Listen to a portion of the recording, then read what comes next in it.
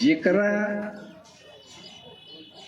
गाना अगर याद बा, गीत याद बा, अगर स्टेज पर गावे वाला गायक अगर गावता तो जेकरा याद बा ओकरा मजा आई कि वाह वाह गजब गीत बा।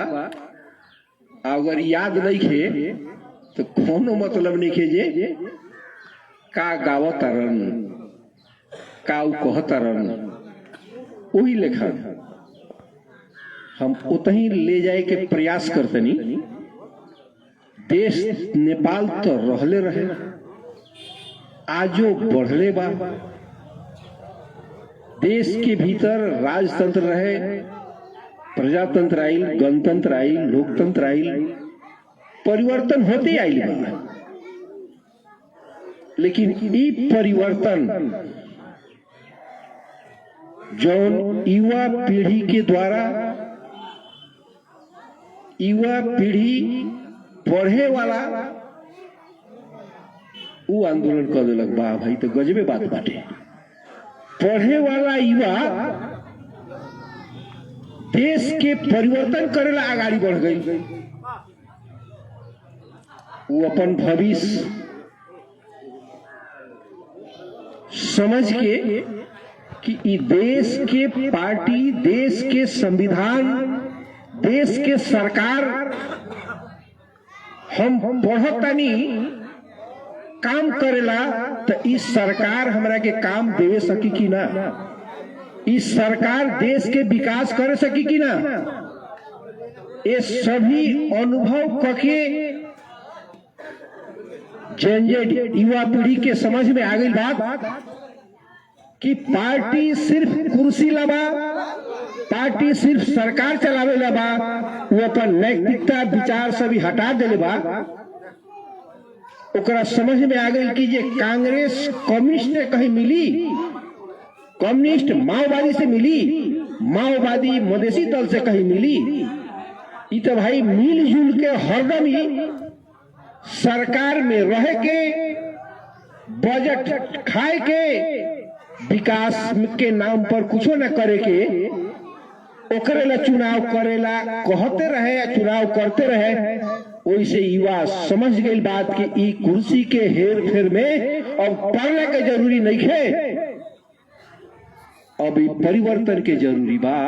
तो परिवर्तन के बिगुल ये नया इंटरनेट के माध्यम से सभी युवा पीढ़ी वो अपने में संजाल बनाते बनाते कुछ दिन से बनल हुई, हमारा बुझाता बन गए के बाद में पूरा आंदोलन देश नेपाल में भइल, काठमांडू में भइल, और परिवर्तन के जोश जागर जो युवा में सरकार देखलक तो घोषणा कर दिल कि चला भाई अब तू अपना देश में, तू अपना युवा के द्वारा चुनाव में भाग लो, और चुनाव के माध्यम से मोहर लगा के, वोट के मोहर लगा के बदला। अब आंदोलन से काम चले वाला नहीं खे, ओकर ही वोट होके जाता थे जौन फागुन 21 गते हुई।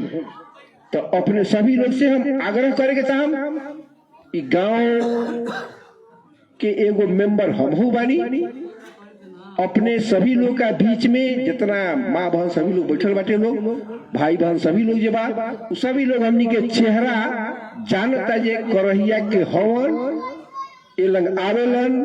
बहुत ज्यादा हम अपना बारे में कहे के नहीं चाहती हैं, जनावे के नहीं चाहते कि अपने जानते नहीं से पुनः फिर हम ये परिवर्तन देश के भविष्य जे युवा पीढ़ी बाटे उन लोग ला चुनाव आइल बा 2 वर्ष आगाड़ी। तो एमे अपने सभी कोई घंटी छाप पर मुहर लगा के राष्ट्रीय पार्टी के बालन जी के, रवि लामेर छाने जी के पार्टी के नाम है राष्ट्रीय स्वतंत्र पार्टी, जेमे उ लोग बा नाम तो एगो सिस्टम में रखे के पड़ी, काम में व्यक्ति करबे करेला। तो जितना भी हम अपनो हमरो जो उम्र बा, ये उम्र अनुसार से जितना राजनीतिक में बहुत लंबा समय से हम बानी, सभी पार्टी के देखनी, व्यक्ति के देखनी, नेता लोग के देखनी, लेकिन ऐसन परिवर्तन, ऐसन आंदोलन संसार के कोनो ऐसा जगह में नहीं खे कि 8 घंटा में देश बदल जाए। तो हम उस सभी युवा लोग के पुनः बहुत बहुत धन्यवाद देवे के चाह रहा बनी कि इतना जोश फोश के परिवर्तन, अपन भविष्य लगा के परिवर्तन करा के जो चुनाव आ गई 2 वर्ष पहले, तो एमे अगर हमनी जे समझदार बानी ना उम्रदार बानी, गार्जियन समूह के बानी, वो सभी लोग युवा के बात मान के, युवा के कोयल आंदोलन से परिवर्तन ले आवेला। हम आग्रह करतनी, अपने सभी लोग से निहोरा करतनी कि घंटी छाप पर मोहर लगा के कथी करे के बाद घंटी छाप के विजयी बनावे के बाटे। तो इतना बात जौन अभी अपने सभी लोग के बीच में हम रखनी, एक और उदाहरण देवे के चाह रहा बनी कि रवि लामे छाने जी के पार्टी है राष्ट्रीय स्वतंत्र पार्टी।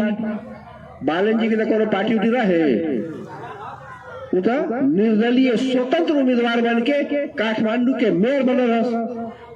अब देखिए कितना भविष्य आगाड़ी बढ़े वाला बा, भविष्य के आगाड़ी बढ़ावेला रवि लामे छाने जी कथी करेंगे जो हम प्रधानमंत्री ना बनन, बालन जी तुहे आओ आगाड़ी बढ़ा, उतना लम्हा त्याग करके बालन जी के नाम पर अपने प्रधानमंत्री बनम, हमनी के पार्टी आगाड़ी बढ़ावल जाओ। ओकरा वैसे त्याग करे वाला पार्टी के भीतर जे नेता बा, जे लोग बा, ओकरे पर हमरो विश्वास हो गई, हमरो प्रेम भाव बढ़ गई पार्टी से। हम पहले दूसरे पार्टी में रही, यही से यही पार्टी में हम आ गई। ऐसे पुनः फिर अपने सभी लोग के बहुत बात नहीं कहा कि फिर ये राष्ट्रपा पार्टी में ये चुनाव में घंटी छाप पर अपने लोग मोहर लगा के बालन जी के प्रधानमंत्री बनाए, ये आग्रह कर फिर अपने सभी लोग में जय घंटी, जय घंटी। धन्यवाद।